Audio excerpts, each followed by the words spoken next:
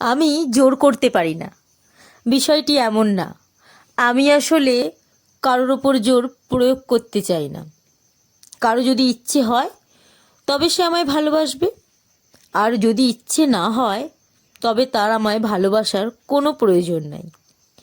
কারো যদি মনে হয় আমার মতো বন্ধু তার জীবনে দরকার আছে, তবে সে আমায় তার জীবনে রাখুক।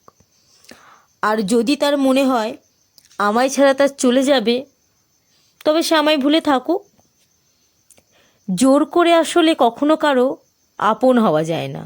জোর করার কারণে অপর মানুষটা আপন হওয়ার নাটক করে, এর বেশি কিছু না।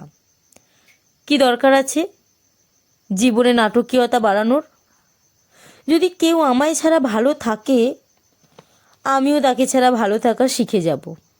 হয়তো আজ নয় কাল, কিংবা পরশু কোনো একদিন।